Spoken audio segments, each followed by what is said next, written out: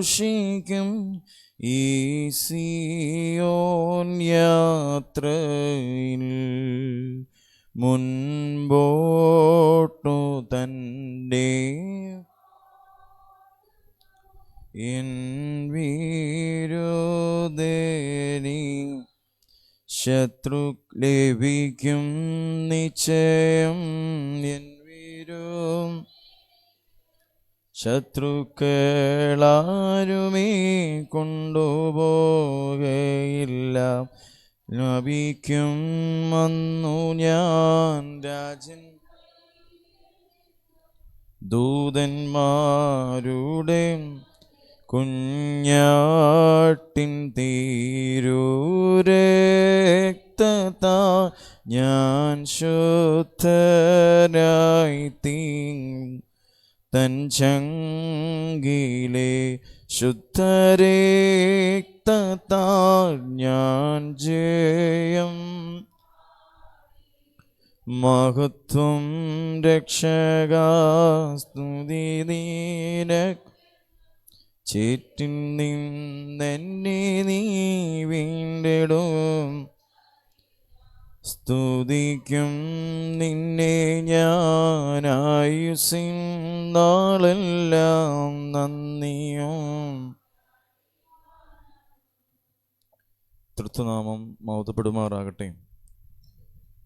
ഇത്രയും സ്നേഹം നിറഞ്ഞ അനൂപച്ചൻ, സ്നേഹം നിറഞ്ഞ അമലച്ചൻ, കടന്നു വന്നിരിക്കുന്ന വിശ്വാസി സമൂഹമേ, ക്രിസ്തുയേശുവിൽ നിങ്ങൾക്കെൻ്റെ സ്നേഹവന്ദനം. അല്പസമയത്തെ ചിന്തയ്ക്കായിട്ട് എടുക്കുന്ന വേദഭാഗം മത്തായിയുടെ സുവിശേഷം 5-ാം അധ്യായം അതിൻ്റെ 16-ാം വാക്യം. അങ്ങനെ തന്നെ മനുഷ്യർ നിങ്ങളുടെ നല്ല പ്രവൃത്തികളെ കണ്ട് സ്വർഗസ്ഥനായ നിങ്ങളുടെ പിതാവിനെ മഹത്വപ്പെടുത്തേണ്ടതിന് നിങ്ങളുടെ വെളിച്ചം അവരുടെ മുമ്പിൽ പ്രകാശിക്കട്ടെ. ഒന്നുകൂടെ വായിക്കാം. അങ്ങനെ തന്നെ മനുഷ്യർ നിങ്ങളുടെ നല്ല പ്രവൃത്തികളെ കണ്ട് സ്വർഗസ്ഥനായ നിങ്ങളുടെ പിതാവിനെ മഹത്വപ്പെടുത്തേണ്ടതിന് നിങ്ങളുടെ വെളിച്ചം അവരുടെ മുമ്പിൽ പ്രകാശിക്കട്ടെ. കർത്താവിൽ എത്രയും സ്നേഹം നിറഞ്ഞവരെ, പരിശുദ്ധമായ നോമ്പിലൂടെ അതിൻ്റെ അവസാന ഭാഗത്തേക്ക് കടന്നു വരികയാണ്. വാമൊഴിയായിട്ടും ഒക്കെ നമ്മൾ പറയാറുണ്ട്, ഒരു ടെസ്റ്റ് ഡോസ് കഴിഞ്ഞിട്ട് വലിയൊരു നോമ്പിലേക്ക് കടക്കുവാനുള്ള ഒരു ആഹ്വാനം എന്നൊക്കെ നമ്മൾ പറയാറുണ്ട്. ഞാൻ ഇന്നിങ്ങോട്ട് വണ്ടി ഓടിച്ച് വന്നപ്പോൾ ഫോണിലൊരു മെസ്സേജ് വന്നു. അത് ഷോറൂമുകാരുടെ മെസ്സേജാണ്. വണ്ടി സർവീസ് ചെയ്യാൻ ഉള്ള ഒരു മെസ്സേജ് വന്നതാണ്. കാരണം അതിൻ്റെ ടൈമായി, പീരിയോഡിക്കൽ സർവീസ് ചെയ്യണം എന്നുള്ള ഒരു മെസ്സേജ് അവർ എനിക്കിട്ടതാണ്. അത് കഴിഞ്ഞിട്ട് ഇനി അവർ കുറച്ച് കഴിയുമ്പോൾ ഒന്ന് കൊണ്ട് ചെന്നില്ല എങ്കിൽ എന്തോ ചെയ്യും, ഒന്ന് വിളിക്കും. ഇതേപോലെ ഫാദർ വണ്ടി സർവീസ് ചെയ്യാൻ സമയമായി, വണ്ടി കൊണ്ടുവരുന്നില്ലേ, അസൗകര്യം വല്ലതും ഉണ്ടോ, ഞങ്ങൾ വന്നെടുക്കണോ എന്നൊക്കെ ചോദിക്കും. അപ്പം സാധാരണ നമ്മൾ കൊണ്ട് ചെല്ലുകയും സമയമാകുമ്പോൾ വണ്ടി സർവീസ് ചെയ്യുകയും ഒക്കെ ചെയ്യും. ഞാൻ ഓർക്കുകയായിരുന്നു, നമ്മളൊക്കെ ഈ ദൈനംദിന തിരക്കുകളിലൊക്കെ നമ്മളിങ്ങനെ ആയിരിക്കുമ്പോൾ നമുക്കും ഒരു സർവീസൊക്കെ വല്ലപ്പോഴും വേണ്ടേ. അതെച്ചാൽ ഞങ്ങൾ വല്ലപ്പോഴുമൊക്കെ ഷുഗറും കൊളസ്ട്രോളും ഒക്കെ നോക്കി ഹോസ്പിറ്റലൊക്കെ ഒന്ന് കയറി. പരുമലയിൽ തന്നെ ഇപ്പോൾ ഒരു ഓഫറുണ്ട്. പരുമല ഹോസ്പിറ്റലിൽ തന്നെ ഒരുമിച്ച് ചെക്കപ്പ് ചെയ്യുകയാണെങ്കിൽ നമുക്ക് കുറച്ച് ഓഫറൊക്കെ ഉണ്ട്. അതുപോലെ ഞങ്ങൾ വല്ലപ്പോഴുമൊക്കെ ഞങ്ങളിപ്പോൾ കുറേ ഇൻഷുറൻസ് ഒക്കെ എടുത്തു വച്ചിട്ടുണ്ട്. അതുകൊണ്ട് എന്തെങ്കിലും ഒരു പെട്ടെന്നൊരു ആക്ഷൻ വന്നു കഴിഞ്ഞാൽ ഞങ്ങളൊന്ന് സർവീസ് ചെയ്തു കൊള്ളാം. അതുമാത്രമല്ല, ആത്മീകമായിട്ട് നമ്മളൊരു സർവീസ്, നമ്മളെ ഒന്ന് പുതുക്കണം, അല്ലെങ്കിൽ നമ്മളെയൊക്കെ അത്യാവശ്യം ഓയിലും ഗ്രീസും ഒക്കെ ഇട്ട് ഒന്ന് ശുദ്ധീകരിക്കേണ്ട ഒരാവശ്യം ഉണ്ട്. അതിനാണ് പിതാക്കന്മാർ ടെസ്റ്റ് ഡോസ് ആണെങ്കിൽ പോലും ഈ 3 നോമ്പിനെ വലിയ നോമ്പിൻ്റെ പ്രാധാന്യത്തോടു കൂടി തന്നെ ആക്കി വച്ചിരിക്കുന്നത്. മറ്റ് നോമ്പുകൾ പ്രാധാന്യം ഇല്ല എന്നല്ല. ഇതിന് അല്പം കൂടി പ്രാർത്ഥനയും പ്രത്യേക നമസ്കാരങ്ങളും ജാഗരണ പ്രാർത്ഥനകളും ഉപവാസവും കുമ്പിടിലും ഒക്കെ നമ്മൾ നടത്തിയാണ് ഈ നോമ്പ് അവസാനിക്കുന്നത്. ഇന്നും നമ്മൾ 40 കുമ്പിട്ട് ആണ് അവസാനിപ്പിക്കുന്നത്. അതിനുശേഷം വിശുദ്ധ കുർബാന സ്വീകരിച്ചും. ഇന്നതുകൊണ്ട് നമുക്ക് നോമ്പ് തീരുന്നില്ല. നാളെയും കൂടെ വിശുദ്ധ കുർബാന സ്വീകരിക്കുമ്പോഴാണ് നമ്മുടെ നോമ്പ്, തിങ്കളാഴ്ച രാവിലെ മുതലുള്ള നോമ്പ് നമ്മൾ വ്യാഴാഴ്ച രാവിലെ വിശുദ്ധ കുർബാനയോട് കൂടി നമ്മൾ പൂർത്തീകരിക്കുന്നത്. ഇന്ന് നമ്മൾ ഈ വേദപുസ്തകം വായിച്ചിവിടെ, അതിൽ ആദ്യത്തെ പറയുന്നത് അമിത്ഥായുടെ മകനായ യോന എന്നാണ് പറയുന്നത്. യോന എന്ന വാക്കിൻ്റെ അർത്ഥം എന്തുവാണെന്നറിയാമല്ലോ? പ്രാവ് എന്നറിയാം. അമിത്ഥ എന്ന് പറയുന്ന വാക്കിനറിയോ? അത് തന്നെ, എൻ്റെ വിശ്വാസം അല്ലെങ്കിൽ വിശ്വസ്തത എന്നൊക്കെയാണ് അമിത്ഥ എന്ന വാക്കിൻ്റെ അർത്ഥം എന്ന് പറയുന്നത്. അപ്പം ആ പിതാവ് എന്തുമാത്രം, ഇപ്പം എനിക്കൊരു കുഞ്ഞുണ്ടായി, ഇപ്പോൾ 90 ദിവസമേ ആയുള്ളൂ, ഒരു കുഞ്ഞുണ്ടായി. ഞാൻ വേദപുസ്തകത്തിൽ നിന്നൊക്കെ തപ്പിയെടുത്ത് കുഞ്ഞിന് ഹെസ്രോൺ എന്ന് പേരിട്ടു. ഹെസ്രോൺ എന്ന് പേരിട്ടിട്ട് അതിൻ്റെ അർത്ഥം ദൈവം സംരക്ഷിച്ചവൻ, ദൈവം സംരക്ഷകൻ എന്നൊക്കെ അർത്ഥം. അപ്പം 4 വർഷത്തിന് ശേഷം എനിക്കുണ്ടായ ഒരു കുഞ്ഞ്. അപ്പം ബൈബിളിൽ നിന്നൊക്കെ അത്യാവശ്യം തപ്പിപ്പിടിച്ച് നല്ലൊരു പേരിട്ടു. അപ്പം അമിത്ഥായും ഒരു പക്ഷേ ഇങ്ങനെയൊക്കെ ഇപ്പം പ്രാവെന്ന പ്രാവിൻ്റെ നെയിം വരണം, അല്ലെങ്കിൽ പ്രാവിൻ്റെ അർത്ഥം, പ്രാവ് എന്താണ്? നിഷ്കളങ്കനാണ് അല്ലേ, നല്ല സ്വരൂപമാണ് കാണാൻ, എപ്പോഴും ഫുൾ ടൈം എന്താ ദേവാലയത്തിലൊക്കെ അല്ലെങ്കിൽ ഇങ്ങനെ പ്രാർത്ഥനാ മന്ദിരത്തിലൊക്കെ ആയിരിക്കും പ്രാവുകളുടെ വാസം എന്ന് നമുക്കറിയാം. അതുകൊണ്ടായിരിക്കാം ഒരു പക്ഷേ എന്ന് ഞാൻ പറയുന്നത് അമിത്ഥായും എന്തോ ഇട്ടത്, യോന എന്ന് പേരിട്ടത്. കാരണം അതേപോലെ പണ്ടത്തെ പ്രാവ് ചെയ്തത് എന്താ, ഒരു സന്ദേശവാഹകനായിരുന്നു അല്ലേ. മോശ പറഞ്ഞു വിട്ടനുസരിച്ച് പോയി ദേശമൊക്കെ ഒന്ന് ചുറ്റി കണ്ട് വന്നിട്ട് വിവരം അറിയിക്കുവാനാണ് പറഞ്ഞത്. ആദ്യം വന്നു, പിന്നെ വന്നോ? അങ്ങനെ യോന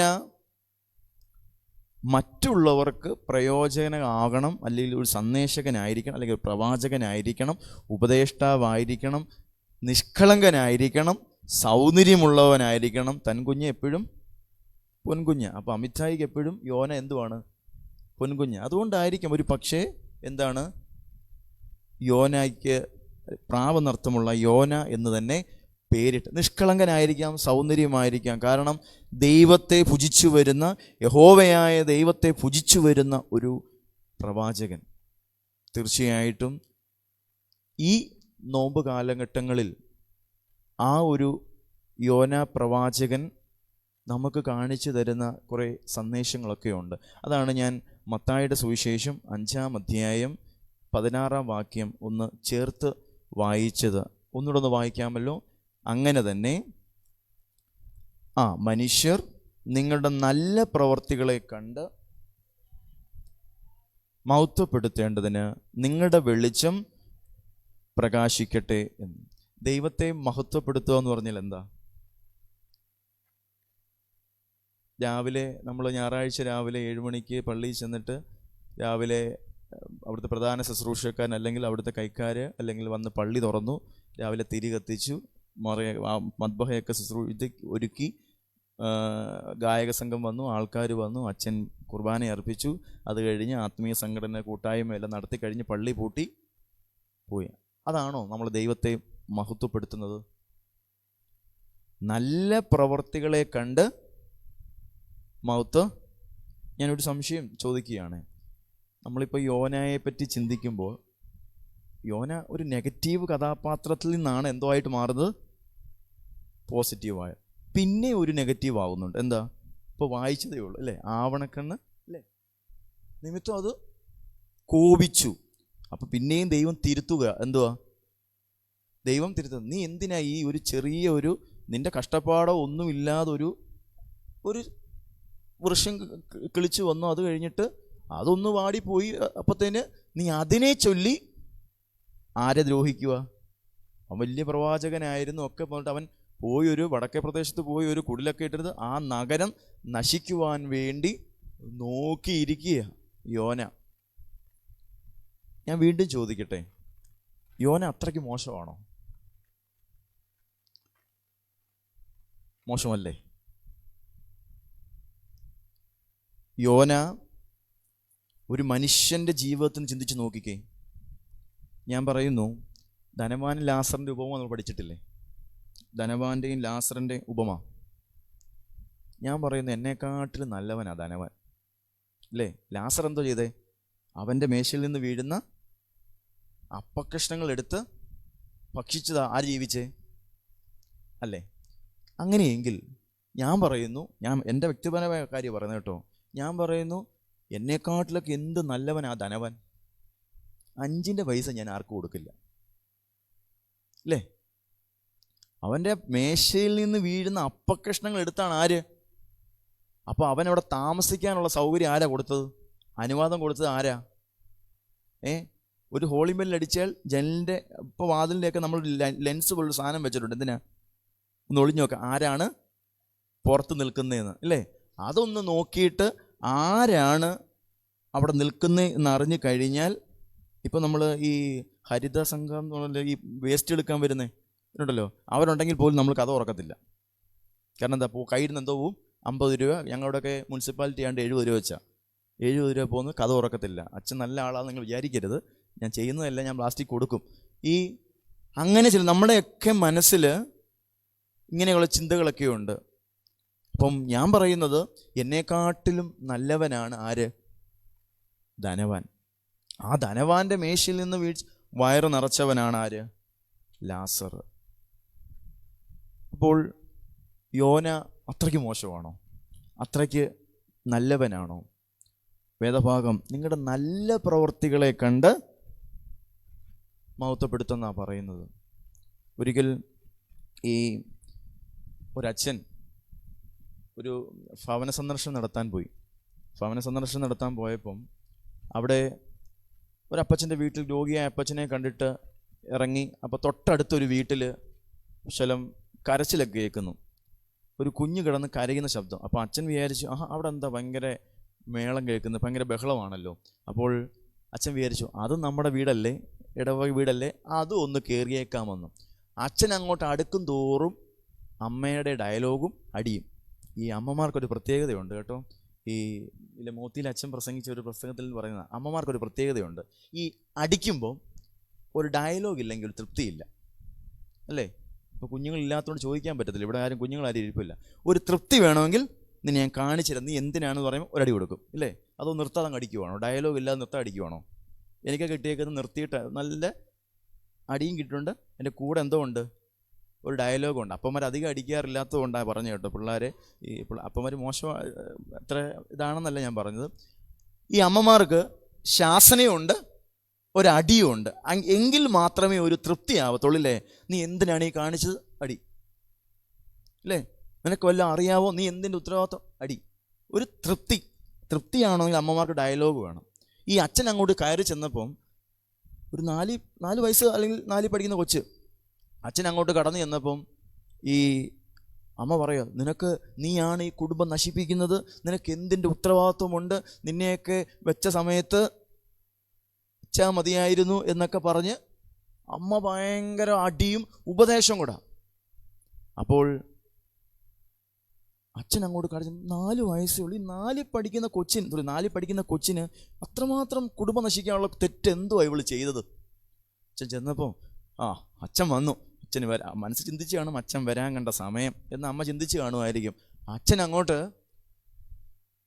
പോട്ടെ കേട്ടോ, നിനക്ക് ഞാൻ തരാം, ബാക്കി ഞാൻ വെച്ചിട്ടുണ്ട് എന്ന് പറഞ്ഞ് അമ്മ ഡയലോഗ് നിർത്താതെ അവിടെ നിർത്തി. കൊച്ചടി കിട്ടി അങ്ങ് ക്ഷീണിച്ചു.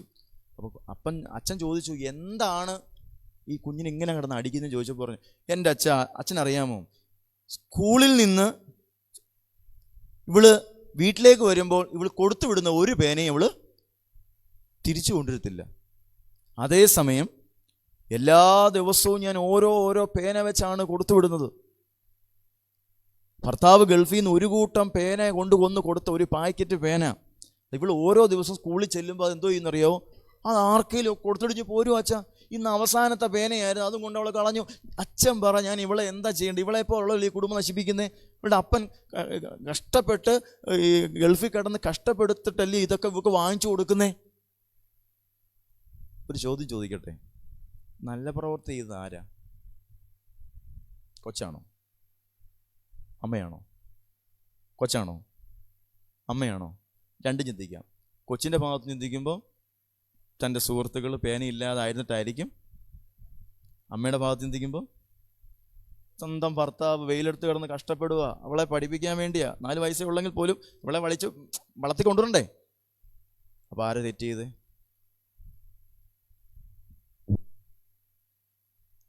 അപ്പൊ ചോദിക്കട്ടെ, എന്താ ഈ നല്ല പ്രവൃത്തി? കൊച്ചിൻ്റെ ദൃഷ്ടിയിൽ നല്ല പ്രവൃത്തി എന്താ? അമ്മയുടെ ദൃഷ്ടിയിൽ നല്ല പ്രവൃത്തി എന്താ? തർസീസിലേക്ക് കയറിയ യോന മാനുഷിക പരിഗണനയിൽ നിന്ന് ചിന്തിച്ചു നോക്കിക്കേ, അവൻ ചെയ്ത് തെറ്റാണോ? അച്ഛൻ ഇവിടെ ഒന്ന് വേദപുരുന്നും പറയല്ലേ അച്ഛാ? ഇത്രയും നാൾ ഞങ്ങൾ പറഞ്ഞ ദൈവത്തെ ധിക്കരിച്ചു പോയ ഒരു മനുഷ്യൻ എന്നാ പഠിച്ചു വച്ചിരിക്കുന്നത്. മാനുഷിക പരിഗണന നോക്കിക്കേ, എതിരെ സംസാരിക്കാനാ പറഞ്ഞിരിക്കുന്നത് അല്ലേ? 1-ാം അധ്യായത്തിൽ പറഞ്ഞിരിക്കുന്നത് എതിരെ സംസാരിക്കാൻ. ആരോട്? നിനുവയുടെ എതിരെ സംസാരിക്കാനാ. അത്രമാത്രം ലക്ഷങ്ങളുള്ള ജനങ്ങളോട് എതിരെ സംസാരിച്ചാൽ എൻ്റെ ജീവൻ, ഞാൻ മനുഷ്യനാ, ബലഹീനനാ, എനിക്ക് ഈ ദൈവത്തിൻ്റെ അത്രയും ശക്തിയോ ഒന്നുമില്ല. മാനുഷിക പരിഗണന നോക്കുമ്പോൾ യോന ചെയ്ത് ശരിയാണോ? എനിക്കറിയാം അച്ഛൻ വേദപുരതല്ലേ പറയുന്നേ. മാനുഷിക പരിഗണന ചിന്തിക്കുമ്പോൾ യോന ചെയ്തത് വലിയ തെറ്റായിട്ടൊന്നും എനിക്ക് തോന്നുന്നില്ല. അപ്പോൾ ചോദിക്കട്ടെ, എന്താ നല്ല പ്രവൃത്തി? ഈ കഴിഞ്ഞ ഒരു ധ്യാന പ്രസംഗത്തിൽ ഞാൻ ഇവിടെ പറഞ്ഞതാ, തൊടുപുഴയിൽ ഈ MDMA പിടിച്ച ഒരു കൊച്ചിനെ കാമുകൻ്റെ കൂടെ അല്ലെങ്കിൽ സ്നേഹനിധിയുടെ കൂടെ കറങ്ങാൻ പോയതാ. പാവം കാമുകൻ എന്തോ ചെയ്തു, കയ്യിലിരുന്ന MDMA എടുത്ത് പോലീസിനെ കണ്ടപ്പോൾ പാവം പെൺകുട്ടിയുടെ ബാഗിൽ വെച്ചു കഴിഞ്ഞപ്പോൾ പോലീസ് പിടിച്ചു. 2 പേരുടെ ബാഗ് പരിശോധിച്ചപ്പോൾ പെൺകുട്ടിയുടെ ബാഗിൽ MDMA. മോളെ പിടിച്ച് അകത്തിട്ട് കഴിഞ്ഞപ്പോൾ അമ്മ വന്ന് ചോദിച്ചു, മോളെ എന്തിനാണ് നീ ഞങ്ങളോട് ചെയ്തത്? ആരുടെ ഭാഗത്ത് നല്ല പ്രവൃത്തി? കാമുകന് വേണ്ടി സ്വന്തം പ്രാണനെ കൊടുത്ത് അവൾ രക്ഷിച്ചു. ഇത്രയും നാളും തലയെ വെച്ച പേനടിക്കും, തറയെ വെച്ച ഉറുമ്പരിക്കുമെന്ന് വളർത്തിയ അമ്മ ചെയ്തതാണോ നല്ല പ്രവൃത്തി? ഈ പെൺകൊച്ച് ചെയ്തതാണോ നല്ല പ്രവൃത്തി? അച്ഛൻ രാവിലെ ഇങ്ങോട്ട് വന്ന് ഞങ്ങളെ കൺഫ്യൂഷൻ ആക്കുന്ന ക്വസ്റ്റ്യൻ ഒന്നും ചോദിക്കരുത്. അങ്ങനെയെങ്കിൽ മനുഷ്യ, നിൻ്റെ നല്ല പ്രവൃത്തികളെ കണ്ട് ദൈവത്തെ മഹത്വപ്പെടുത്തണം. എൻ്റെയൊക്കെ ഞാനിപ്പം അമലച്ചനും ഞാനും കൂടെ ഒന്ന് സംസാരിച്ചത്, അച്ഛൻ്റെ യൂട്യൂബിൽ അച്ഛൻ്റെ കുർബാന ഇടയ്ക്കൊന്ന് കേൾക്കാൻ സാധിച്ചു. നല്ല കുർബാനയാണെന്നൊക്കെ പറഞ്ഞു. എനിക്കൊത്തിരി ഇഷ്ടപ്പെട്ടു. എന്നെ സംബന്ധിച്ച് നല്ല മനോഹരമായ ശബ്ദം വേണം. നിങ്ങളെ സംബന്ധിച്ചോ? വേണോ? എന്നെ സംബന്ധിച്ച് നല്ല ക്യാച്ചിങ് മൈക്ക് വേണം. വേണ്ട കേട്ടോ, ഞാൻ പറഞ്ഞതാ. ഇപ്പം ധ്യാനപ്രസംഗത്തിനൊക്കെ അല്ലെങ്കിൽ പെരുന്നാളുകളിലൊക്കെ ആളുകളുടെ എണ്ണം വളരെ കുറഞ്ഞു വന്നിരിക്കുക. പക്ഷേ നമ്മുടെ ഈ ചുറ്റുപാടും വെക്കുന്ന മൈക്കിൻ്റെ എണ്ണം നമ്മൾ കുറയ്ക്കുന്നുണ്ടോ? ഉണ്ടോ? പാവം യോന കാശ് കൊടുത്ത് നാട്ടുകാരിൽ നിന്ന് പിരിച്ചിട്ടാണോ? സ്വന്തം കയ്യിൽ നിന്ന് കാശ് കൊടുത്താണ് ആ കപ്പലിലേക്ക് കയറിയത്. എന്നിട്ട് അവൻ എന്തോ ചെയ്തു? ആരെയും ശല്യമല്ല ഉണ്ടാക്കാതെ എങ്ങോട്ട് പോയി കിടന്നു? അവിടെ കിടന്ന് മനുഷ്യനാണ് ഉറങ്ങിപ്പോയി. നല്ല സുഖമായിട്ട് കിടന്ന് ഉറങ്ങി. അതുകൊണ്ട് പുറത്ത് കിടന്ന കാര്യമൊന്നും ദൈവം സമുദ്രത്തിന് കാറ്റ് കൊടുത്തപ്പം അവിടെ നടന്ന കോലാഹലമൊന്നും ആരറിഞ്ഞില്ല. പാവം യോന, അച്ഛൻ പറഞ്ഞു ഇപ്പം യോനായി അങ്ങ് വിശുദ്ധനാക്കി അങ്ങ് അങ്ങനെയല്ല ചിന്തിക്കേണ്ടത്. യോന അറിഞ്ഞിട്ടില്ല. പ്രിയമുള്ളവരെ, എങ്കിലും നമ്മുടെ ഈ മൈക്ക് നമ്മൾ എണ്ണത്തിൽ കുറയ്ക്കത്തില്ല. ആളുകളുടെ എണ്ണം കുറവാണെങ്കിൽ പോലും മൈക്കിൻ്റെ എണ്ണം നമ്മൾ ചിലർക്ക് നല്ലതായിരിക്കും, ചിലർക്ക് മോശമായിരിക്കും. ഈ നല്ല പ്രവൃത്തി എന്ന് പറഞ്ഞാൽ ഏതായിരിക്കും? ഇപ്പോൾ ഞാൻ പറയുന്ന എല്ലാ കാര്യവും നല്ലതായിട്ട് നിങ്ങൾക്ക് തോന്നുമോ? ഞാൻ പറയുന്ന എല്ലാ കാര്യവും മോശമാണെന്ന് നിങ്ങൾക്ക് പറയാൻ പറ്റുമോ? എന്തുവാ ഈ പറഞ്ഞേ? ഞാൻ പറഞ്ഞ എല്ലാ കാര്യവും നല്ലതാണെന്ന് നിങ്ങൾക്ക് പറയാൻ പറ്റുമോ? ഞാൻ പറഞ്ഞ മോശമായ കാര്യം നല്ലതല്ലെന്ന് നിങ്ങൾക്ക് പറയാൻ പറ്റുമോ? പെട്ട് അല്ലേ? എല്ലാം സെയിം മീനിങ് തന്നെ. എനിക്ക് തോന്നുന്നതെല്ലാം നല്ലതാണെന്ന് ഞാൻ വിചാരിക്കരുത്. നിങ്ങൾക്ക് തോന്നുന്നതെല്ലാം നല്ലതാണെന്ന് നിങ്ങൾ വിചാരിക്കരുത്. യോന സ്വന്തം കാശ് കൊടുത്ത് കപ്പലിലേക്ക് കയറിയപ്പോൾ അത് ശരിയാണെന്ന് ഞാൻ പറഞ്ഞ ശരിയാണോ? ഞാൻ പറഞ്ഞു കാശ് കൊടുത്ത് യോന കപ്പലിൽ കയറി തട്ടിലേക്ക് പോയി അവിടെ കിടന്നുറങ്ങി. ഞാൻ പറഞ്ഞു ശരിയാണ്. ശരിയാണോ? തീർന്നു. അത്രയേ ഉള്ളൂ. കൺഫ്യൂഷൻ ക്വസ്റ്റ്യൻ വന്ന പ്രിയമുള്ളവരെ, നല്ല പ്രവർത്തികൾ, നന്മയേത്, തിന്മയേത്, തെറ്റേത്, ശരിയേത് എന്ന് തിരിച്ചറിയാനുള്ള ബോധം നമുക്ക് എവിടെയോ നഷ്ടപ്പെട്ടു. ഈ ഞങ്ങളെപ്പോലുള്ള അച്ഛന്മാരോട് ചോദിക്കും, നല്ല പള്ളി ഏതാണെന്ന് ചോദിച്ചാൽ ഞങ്ങൾ പറയുന്നത് അറിയോ? പൊതുയോഗത്തിൽ ചോദ്യം ചോദിക്കാത്ത പള്ളിയാണോ? എൻ്റെ ഇപ്പം ഏറ്റവും നല്ല പള്ളിയാണ് ഞാൻ ഇരിക്കുന്നത്. തൊട്ട് മുമ്പിരുന്ന പള്ളി ആട്ടുകുന്ന് പള്ളിയാണ്. അവിടെ പൊതുയോഗമില്ലെന്ന്, അവിടെ കശി വഴക്കിൻ്റെ ബഹളമായിരുന്നു. എല്ലാ ആഴ്ചയിലും പോലീസ് കേസും അങ്ങനെയൊക്കെ ആയിട്ട് കുറച്ച് നാളുണ്ടായിരുന്നു. ഇപ്പം പിന്നെ മാറി. ഇപ്പം ശാശ്വതമായ സമാധാനമുള്ള ഇടമുറി പള്ളിയിലാണ്. 50 വീട്ടുകാരേ ഉള്ളൂ. ഞാനും സമാധാനം, അവർക്ക് സമാധാനം. ആഹാ, ഒരു കുഴപ്പമില്ല.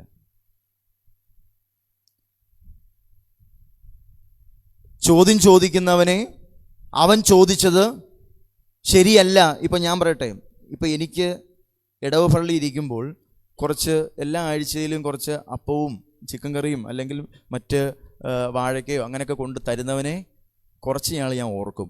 അതേസമയം എന്നെ ഒന്ന് ഞോണ്ടി വിടുന്നവനെ ഞാൻ മറക്കുമോ? എന്നെ ഒന്ന് ഞോണ്ടി വിടുന്നവനെ ഞാൻ മറക്കുമോ? കൊന്നാൽ ഞാൻ വിടത്തില്ല. വിടുവോ? അതാ നമ്മുടെയൊക്കെ ഒക്കെ. അവൻ്റെ ഭാഗത്ത് ചിന്തിക്കുമ്പോൾ അവൻ പറഞ്ഞതാണ് ശരി. എൻ്റെ ഭാഗത്ത് നോക്കുമ്പോഴോ, കാരണം ഇത്രയും ആൾക്കാർ സ്നേഹിച്ചപ്പം അവന് മാത്രം എന്താ കുഴപ്പം? അപ്പം എൻ്റെ ഭാഗത്ത് നോക്കുമ്പോൾ ഏതാ ശരി? അപ്പം ഏതാ നല്ല പ്രവൃത്തി? വീണ്ടും വാക്യത്തിലേക്ക് വരാം. അങ്ങനെയെങ്കിൽ നിങ്ങളുടെ നല്ല പ്രവൃത്തികളെ കണ്ട് അപ്പോൾ അവസാനം നമ്മൾ പറയും ദൈവത്തിനറിയാം ഏത് പ്രവൃത്തിയാണ് നല്ല പ്രവൃത്തി എന്നൊക്കെ ദൈവത്തിന് അറിയാം. ഈ ദൈവം എങ്ങനെ നമ്മളെ കാണിച്ചു തരുന്നേ? ഈ ദൈവം എങ്ങനെയാ നമ്മളെ കാണിച്ചു തരുന്നത്? ഫോൺ വിളിച്ച് പറയുമോ? അതോ മെസ്സേജ് ഇട്ട് പറയുമോ? അങ്ങനെയൊന്നും പറയാൻ സാധിക്കാത്ത ഒരു വിവേകം, നന്മതിന്മകളെ തിരിച്ചറിയാനുള്ള ഒരു ബോധം നമുക്ക് തന്നിട്ടുണ്ട്. ഈ ദേവാലയത്തിലായിരിക്കുമ്പോൾ നമ്മളൊന്ന് സ്വയമേ ഒന്ന് ചിന്തിക്കണം. ദൈവമേ, നല്ല പ്രവൃത്തി ഏതാണ് എന്നൊന്ന് എനിക്കൊന്ന് തിരിച്ചറിച്ച് നൽകണമേ, അല്ലെങ്കിൽ ആ തിരിച്ചറിവ് നൽകണമേ എന്ന് നമുക്ക് പ്രാർത്ഥിക്കാം. ഈ കഴിഞ്ഞിടയ്ക്ക് ഞാൻ ഫോൺ നോക്കിയപ്പോൾ അത് നല്ലൊരു മെസ്സേജ് ഞാനത് കണ്ടു. അതൊന്ന് നോട്ട് ചെയ്ത് വച്ചിരുന്നു. അത് നിങ്ങൾക്കൊന്ന് അറിവിലേക്ക് ഞാനൊന്ന് വായിക്കാം. Birth is given by others, name is given by others. ഒന്നുകൂടെ വായിക്കാം. Birth is given by others, name is given by others, your income is given by others, your respect is given by others, your first and last bath will be given by others. After your death, your property, anymore, എല്ലാം ആർക്ക് പോകും? Your goodwill വരെ, സൽപ്പേര് വരെ ആർക്ക് പോകും? എൻ്റെ ജന്മം പോലും, എൻ്റെ മരണം പോലും കൈകാര്യം ചെയ്യുന്ന ആരാ? അവസാന സർവീസുകളൊക്കെ കൊണ്ടുവന്ന് ചെയ്യുന്ന ആരാ? എന്നെ ആദ്യം കുളിപ്പിക്കുന്നത് ആരാ? എന്നെ മരിച്ചു കഴിഞ്ഞ് കുളിപ്പിക്കുന്നത് ആരാ?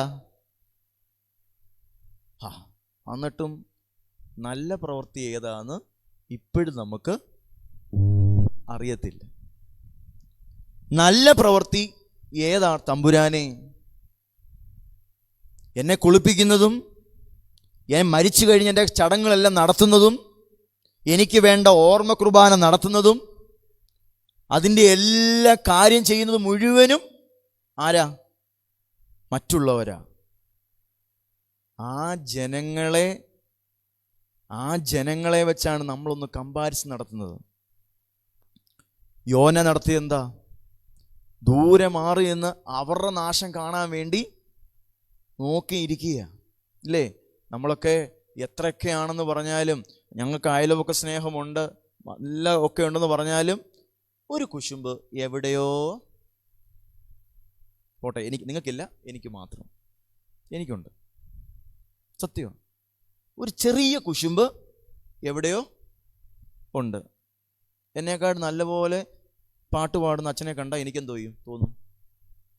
എന്നേക്കാൾ നല്ലപോലെ പ്രസംഗിക്കുന്ന കണ്ട അച്ഛനെ കണ്ടാൽ എനിക്കെന്ത് തോന്നും? കുശുമ്പില്ലാത്തവൻ മനുഷ്യനല്ല, ഇല്ലേ?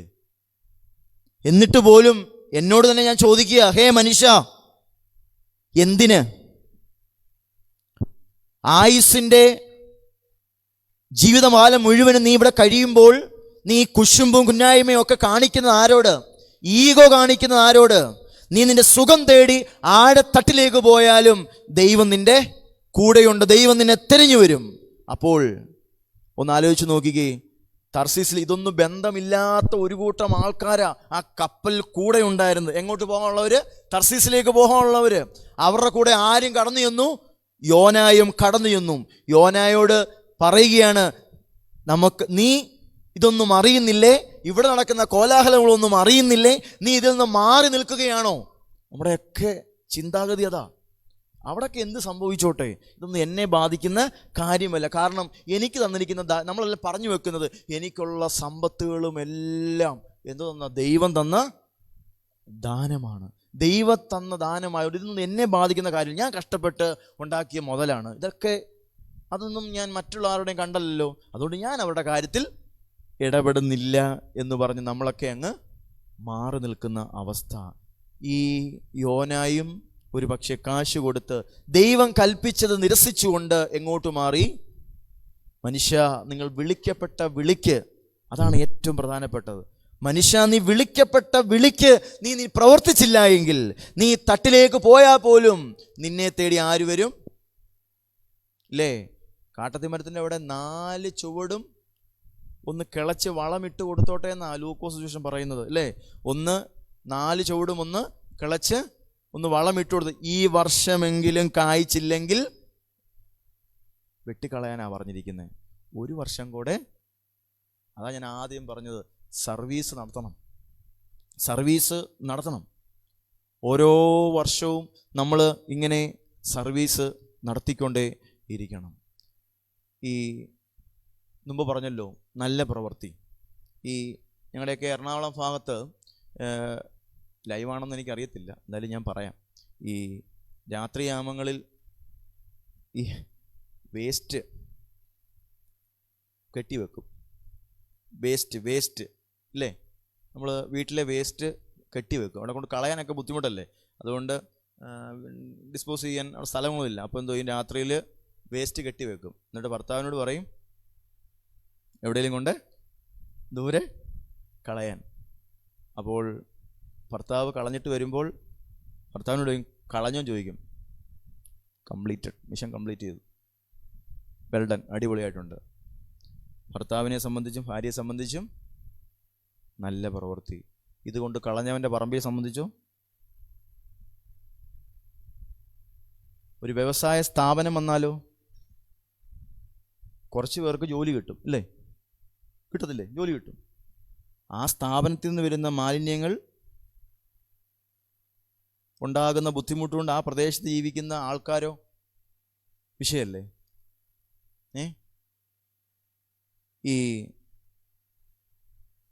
അമേരിക്കയിലെ എബ്രഹാം ലിങ്കൺ നമുക്കറിയാം, അടിമക്കച്ചവടം നിർത്തിയതാ, അല്ലേ? അദ്ദേഹം നമ്മുടെ ദൃഷ്ടാന്തത്തിൽ എന്തോ ചെയ്തു? നല്ല പ്രവൃത്തി, അടിമക്കച്ചവടം. അതുകൊണ്ട് അവരങ്ങ് കൊന്നുകളഞ്ഞു. ആരെയാ? എബ്രഹാം ലിങ്കനെ. എന്തിനാ? ഈ അടിമക്കച്ചവടം നിർത്തിയത് കൊണ്ട്. അവരുടെ ഭാഗത്ത് നോക്കുമ്പോൾ ജോലി ചെയ്യാൻ ആൾ വേണ്ടേ, അല്ലേ? മാർട്ടിൻ ലൂതർ കിങ് വർണ്ണവിവേചനത്തിനെതിരെ പ്രവർത്തിച്ച ആളാണ്. നിറവ്യത്യാസം അല്ലേ? ഡിസ്ക്രിമിനേഷൻ, ഇതൊക്കെ നോക്കുമ്പോൾ മാർട്ടിൻ ലൂതറിനെ കൊന്നുകളഞ്ഞു. ഈ തൊലിയുടെ വലുപ്പം അനുസരിച്ചും അല്ലെങ്കിൽ ജാതി ഒക്കെ പറഞ്ഞ് ഇവിടെ ആരും അങ്ങോട്ട് മാറ്റി നിർത്തേണ്ട. അവരുടെ ഭാഗത്ത് നോക്കി അവർ കൊന്നുകളഞ്ഞു. ആരെ? മാർട്ടിൻ ലൂതർ കിങ്ങിനെ. എന്തിനാ?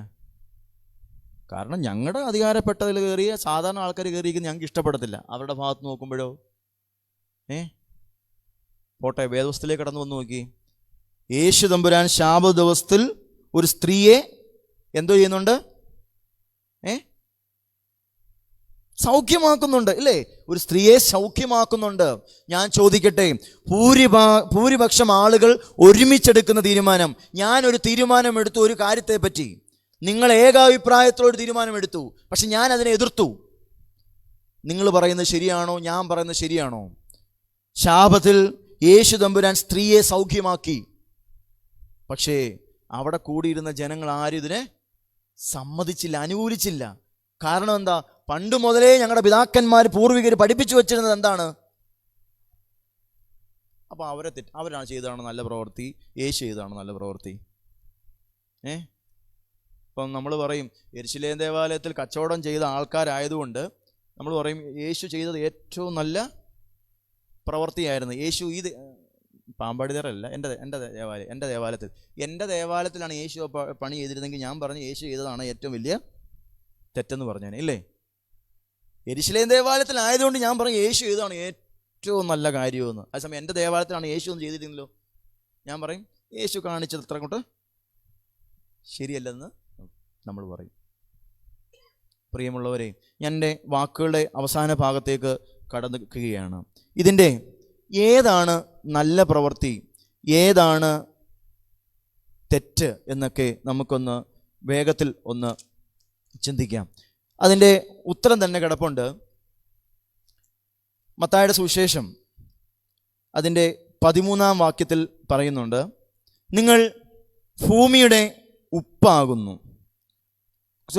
നിങ്ങൾ ഭൂമിയുടെ ഉപ്പാകുന്നു. ഇനി 14-ാമത്തെ വാക്യം വായിച്ച്, നിങ്ങൾ ലോകത്തിൻ്റെ വെളിച്ചമാകുന്നു. നിങ്ങൾ ഭൂമിയുടെ ഉപ്പാകുന്നു, നിങ്ങൾ ലോകത്തിൻ്റെ. ഈ ഉപ്പും വെളിച്ചവും തമ്മിൽ എന്തെങ്കിലും ബന്ധമുണ്ടോ? വെള്ളത്തിൽ നിന്നാണല്ലോ ഉപ്പെടുക്കുന്നേ, അല്ലേ? സ്വാഭാവികം.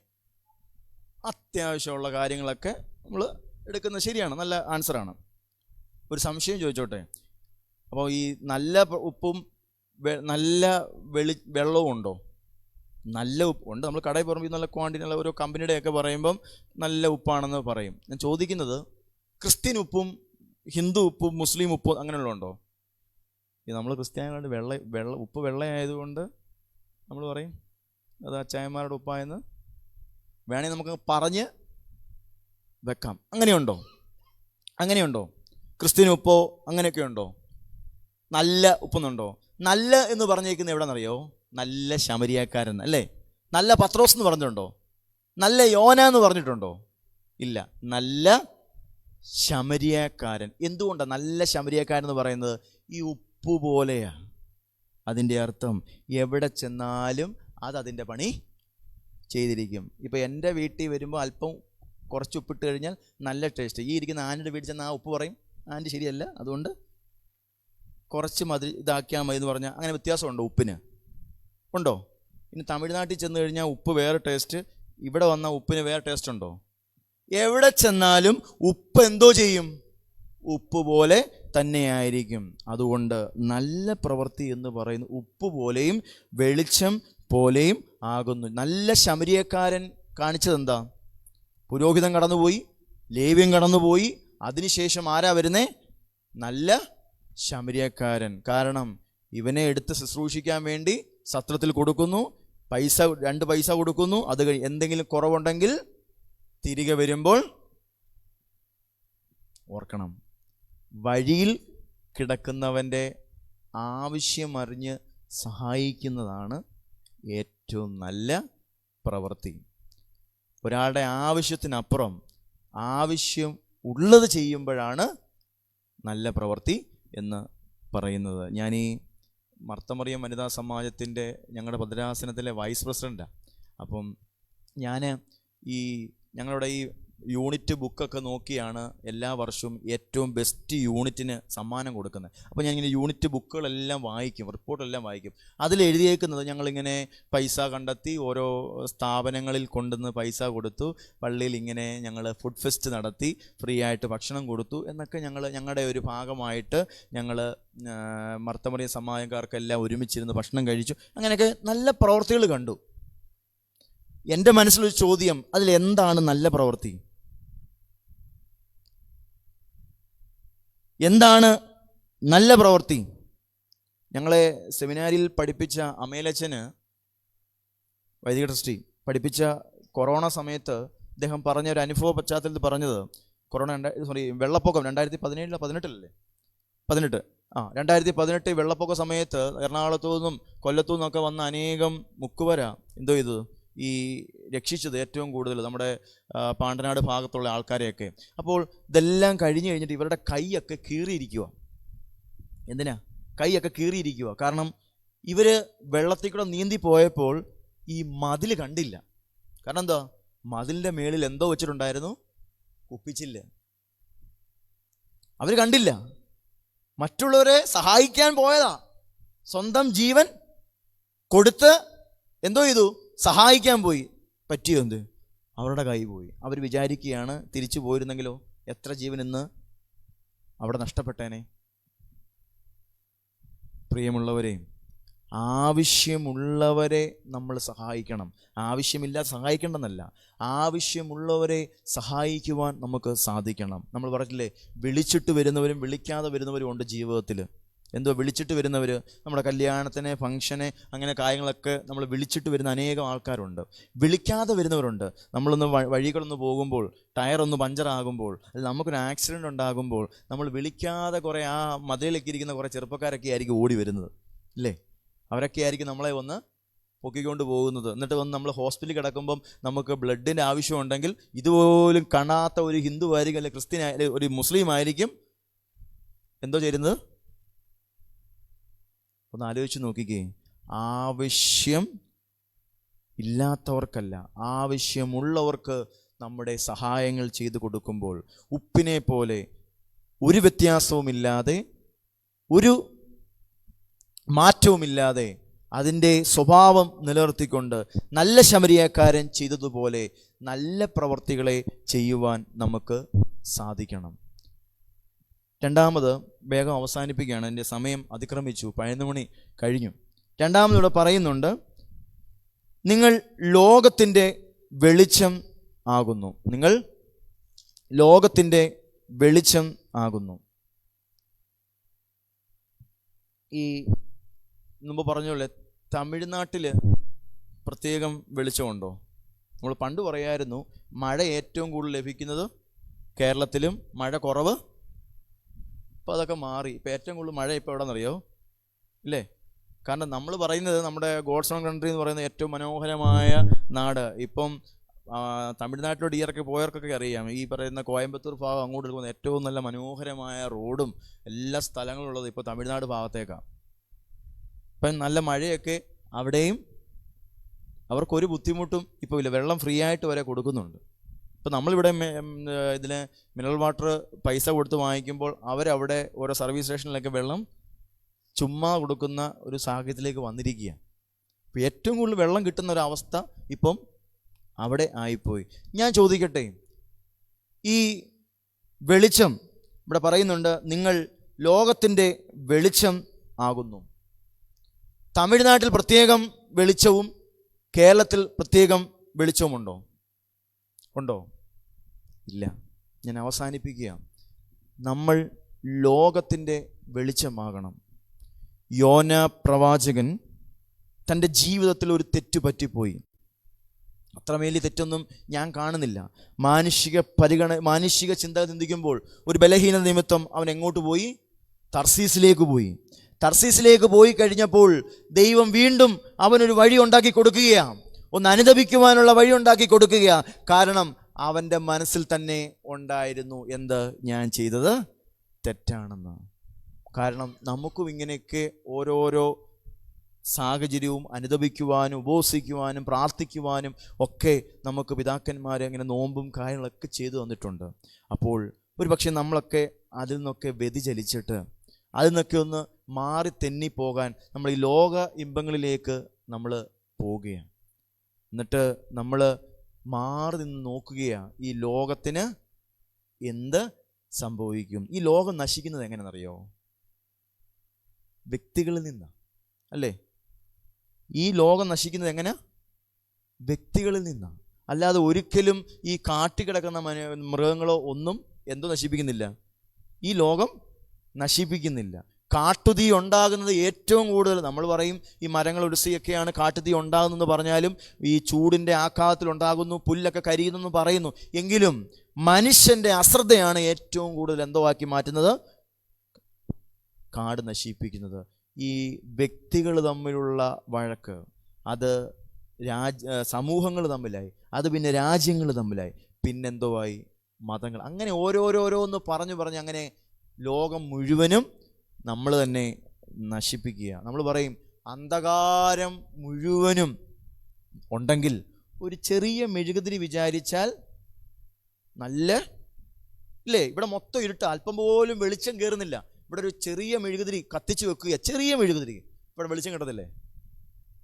പക്ഷേ നമ്മൾ ചിന്തിക്കേണ്ട ഒരു കാര്യമുണ്ട്, ഈ മെഴുകുതിരി നശിക്കുന്നത് എങ്ങനെയാ? ഉരുകിയ അതിൻ്റെ ഉള്ളിലെ തിരിയ, അല്ലേ? അതിൻ്റെ ഉള്ളിലെ തിരിയാണ് എന്തോ ചെയ്യുന്നത്, ഈ മെഴുക് നശിക്കാനുള്ള പ്രധാനപ്പെട്ട കാരണം. അല്ലെ, നമ്മൾ വേറെ ഉള്ളിൽ കത്തിച്ച മെഴുക് ഉരുവോ? കൊണ്ട് വെയിലത്തിട്ടാലപ്പോൾ ഒരു പക്ഷേ മെഴുക് ഉരുകുമായിരിക്കും, പക്ഷേ തിരി കത്തിക്കുമ്പോൾ ആ തിരി കാരണമാണ് ഉരുകി. അതുകൊണ്ട് പ്രിയമുള്ളവരെ, ഈ നോമ്പിൽ എൻ്റെയും നിങ്ങളുടെയൊക്കെ ഏതാണ് നല്ല പ്രവൃത്തി, ഏതാണ് നന്മ, ഏതാണ് തിന്മ എന്ന് സ്വയമേ ഒന്ന് ചിന്തിച്ച്, ദൈവമേ നന്മ തിന്മകളെ തിരിച്ചറിയാനുള്ള ബോധം ഞങ്ങൾക്ക് തന്ന കർത്താവേ, നല്ല പ്രവൃത്തി ഏതാണെന്ന് ഒരു പക്ഷേ നമ്മൾ ചിന്തിക്കരുത്, ഞാൻ ചിന്തിക്കുന്നത് എല്ലാം നല്ലതാണെന്ന്. ഒരു കൂട്ടം ആളുകൾ, ഭൂരിപക്ഷം ആളുകൾ ചേർന്ന് ചിന്തിക്കുന്നത് നല്ലതാണെന്ന് നമ്മൾ ഒരിക്കലും ചിന്തിക്കരുത്. പ്രിയമുള്ളവരെ, ദൈവത്തിൽ നിന്ന് അരുളപ്പാട് കിട്ടിയവരാ നമ്മൾ ഓരോരുത്തരും.